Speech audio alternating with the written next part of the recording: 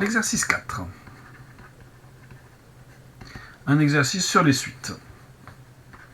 La première question, donc, une fonction en Scilab qui prend en entrée un anti-n et renvoie les valeurs de un et de vn. Donc, une fonction que je vais appeler par exemple suite et qui va me retourner deux valeurs, donc u et v par exemple. Donc suite de n. Et cette fonction doit calculer à la fois un et vn. Donc d'abord je vais initialiser u qui représentera ma suite un à 1.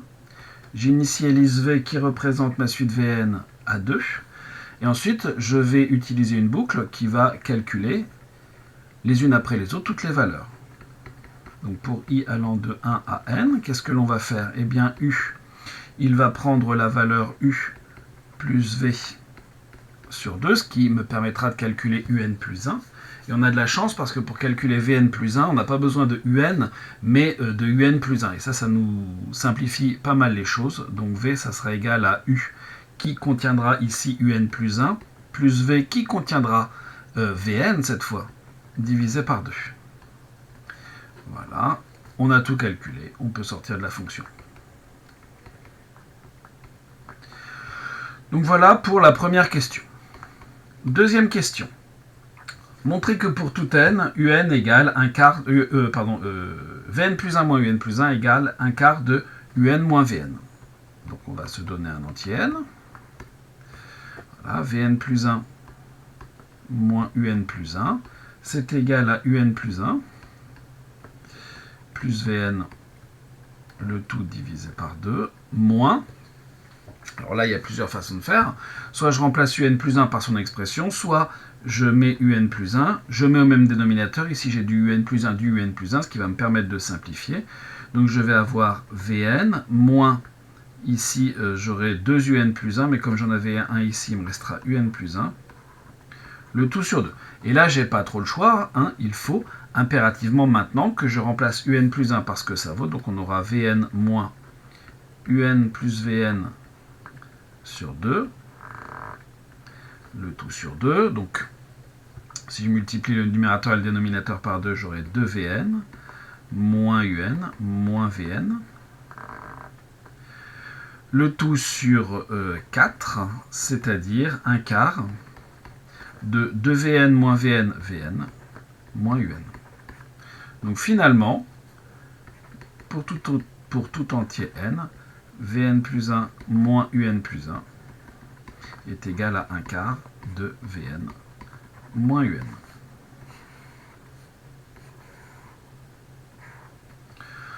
Deuxième question. On nous demande d'en déduire que vn moins un est égal à un quart puissance n. Bon. Bien sûr, on va démontrer ça par récurrence. On note Pn la proposition. Eh bien, Vn moins Un est égal à un quart. Le tout à la puissance n. Bon. Donc, on initialise. V0, non pas moins V0, mais moins U0. V0 moins U0, c'était 2 moins 1, c'est-à-dire 1. Et il se trouve que 1, c'est un quart à la puissance 0. Donc P0 est vrai. Très bien. Ensuite, on se donne un anti-n, tel que Pn soit vrai. Donc Un plus 1, alors c'est Vn plus 1 moins Un plus 1 est égal à un quart de Vn moins Un, sauf que Vn moins Un, ça vaut un quart à la puissance n par hypothèse de récurrence. C'est-à-dire un quart à la puissance n plus 1. Donc, Pn plus 1 est vrai. Conclusion, par récurrence, pour tout n appartenant à n, eh bien Vn moins Un est égal à un quart à la puissance n. Et voilà qui termine la question 2b. Question 3a. Étudier la monotonie des suites. Bon. Je vais me donner un entier n et je vais calculer Un plus 1 moins Un. Un plus 1 c'est égal à un plus Vn sur 2 moins un, donc ce qui me fera 2un sur 2, c'est-à-dire que je vais avoir Vn moins un, le tout sur 2. Or, on sait que Vn moins un vaut 1 quart à la puissance n, donc ici on aura 1 demi multiplié par 1 quart à la puissance n, et bien sûr ça, c'est positif. Donc la suite un est une suite qui est croissante.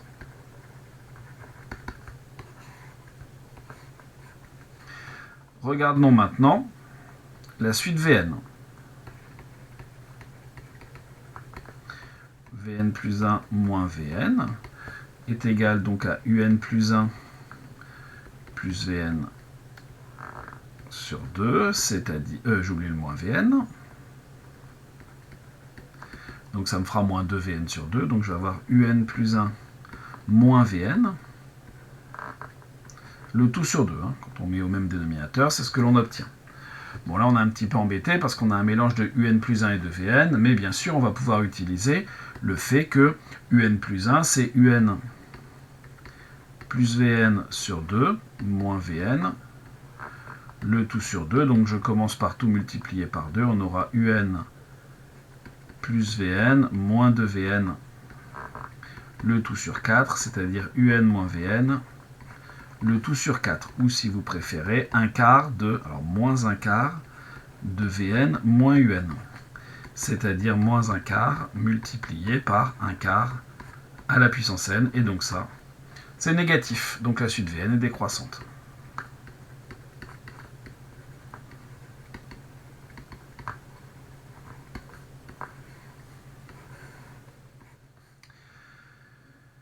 Question B. Montrer que les deux suites convergent vers la même limite. Donc on sait qu'il y en a une qui est croissante, l'autre qui est décroissante. Avec un petit peu de chance, elles sont adjacentes. Et pour ça, on va s'intéresser à la limite de Vn moins un. La limite quand n tend vers plus l'infini de Vn moins un, c'est la limite quand n tend vers plus l'infini de 1 quart à la puissance n. Ça vaut 0, puisque 1 quart est compris entre moins 1 et 1. Donc finalement, puisqu'il y en a une qui est croissante, une qui est décroissante, et que la différence des deux converge vers 0, les suites un et Vn sont adjacentes.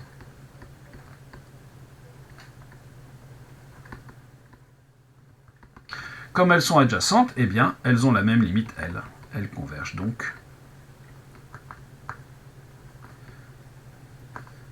vers la même limite L.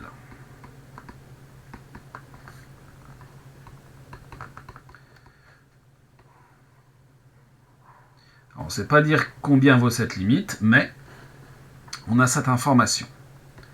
Question C, justement, on nous propose d'écrire une fonction qui va nous permettre d'avoir une valeur approchée de la limite L avec une certaine précision. Ici, donc, on sait que la suite un va converger vers L. On sait que la suite Vn converge vers L, mais l'une des deux suites nous suffira. Bon. La question qui se pose, c'est de combien va-t-on avoir besoin de termes pour évaluer le nombre d'opérations à faire. Eh bien, on sait que pour tout n appartenant à n, Vn moins un est égal, c'est même pas inférieur, c'est carrément égal ici, est égal à 1 quart à la puissance n. Donc, pour tout n appartenant à n, Vn moins un, donc Vn va être plus grand que... je vais préciser les choses. Or, pour tout n appartenant à n, comme la suite un est croissante et qu'elle converge vers L, elle est inférieure à L, et la suite Vn est décroissante et converge vers L, donc Vn est supérieur à L. Bon. Donc, on déduit de ces deux informations-là que pour tout n appartenant à n, eh bien L moins un va être plus petit que 1 quart à la puissance n. Et donc, grâce à cette majoration ici de l'écart entre les deux valeurs, on va être capable de contrôler finalement l'erreur epsilon que l'on peut faire. Ce qui va nous permettre de commencer à écrire une fonction. Donc je vais avoir ma fonction, que je vais appeler donc L, est égale à, je vais l'appeler limite par exemple, et je vais rentrer ma valeur Alors je ne peux pas l'appeler epsilon, hein, mais je vais l'appeler EPS par exemple, ça sera peut-être plus parlant que E tout simplement. Et avec ce epsilon, en fait, le epsilon, je vais faire comme si c'était le 1 quart à la puissance n, ce qui va me donner ici la puissance n. Hein. Donc si vous avez 1 quart à la puissance n, que vous prenez comme étant ce epsilon, alors dans les faits, c'est pas exactement égal, hein, mais en tout cas, le epsilon va être majoré lui aussi par ce 1 quart à la puissance n. Hein. Le epsilon, en fait, il est là. Hein. Si on prend ça, eh bien, on peut estimer la valeur de n qu'il faut prendre. Et donc, en passant au log, vous avez que n ln de 1 quart est égal à ln de epsilon, et donc n vaut ln de epsilon sur ln de 1 quart. En pratique, si on fait ça, bien sûr, il n'y a aucune raison que n soit entier. Il suffira de prendre l'entier supérieur à cette valeur. Donc, on peut avoir avec la fonction Ceil de Scilab, ou alors, on fait un floor et puis on ajoute un derrière pour être sûr de notre coup. Bon. Donc ici, je vais commencer par calculer la valeur de n. Qu'est-ce que c'est que n? Eh bien, n, ça sera Ceil de log de epsilon divisé par log de 1 quart, c'est-à-dire de 0,25 en fait. Hein. De cette façon, je sais quel terme il faut que je calcule. Et ensuite, eh bien, je n'ai plus qu'à utiliser ma fonction qui était ici. Et comme n, je vais rentrer la valeur de n que j'ai trouvée. Donc ici, je vais lui mettre L, virgule V, mais en fait, le V ne m'intéresse pas, est égal à suite de n, et c'est tout. Alors bien sûr, il y a d'autres façons de faire, notamment des façons qui n'utilisent pas la fonction suite précédente, des fonctions qui font une boucle while au lieu de calculer la valeur de n et qui mesurent l'écart à chaque itération. Voilà, ça c'est une façon de faire, mais il y en a d'autres.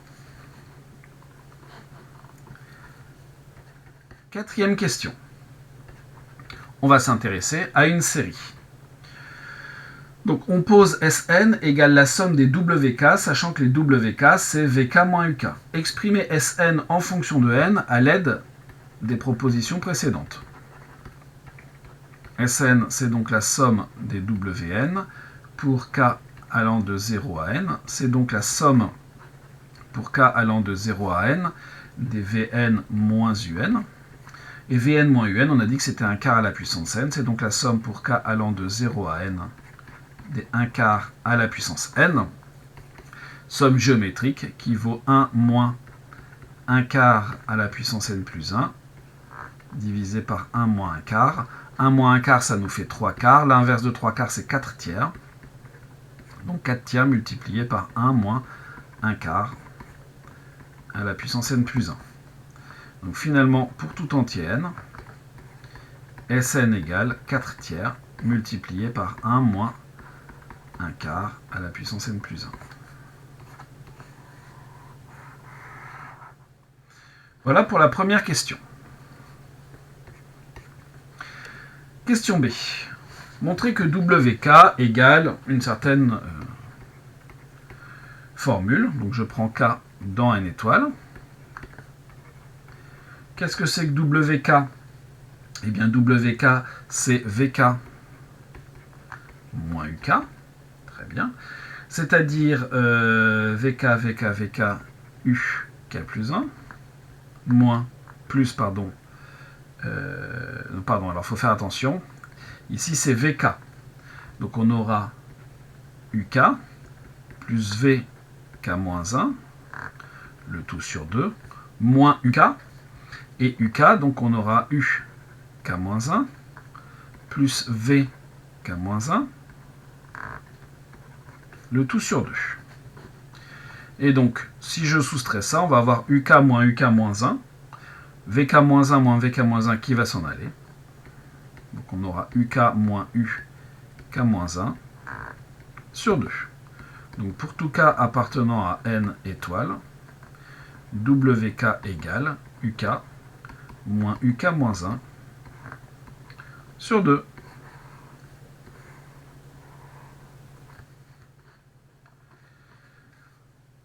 Question C, on nous demande d'en déduire ce que c'est que Sn.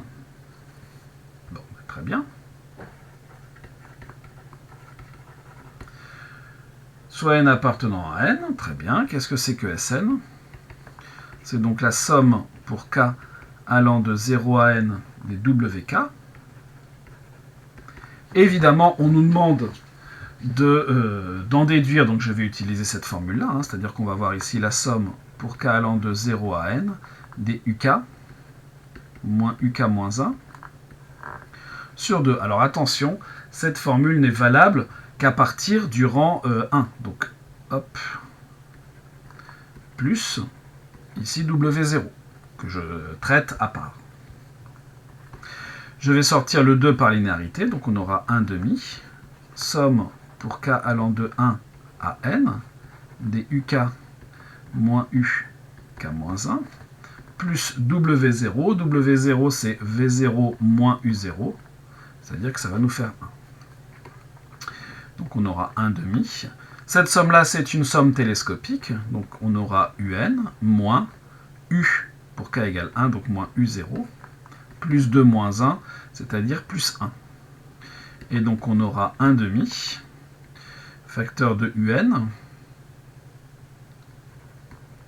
moins 1, plus 1, c'est-à-dire UN moins 1, plus 2, le tout sur 2. Donc UN plus 1 sur 2. Pour tout n appartenant à n, Sn égale UN plus 1 sur 2.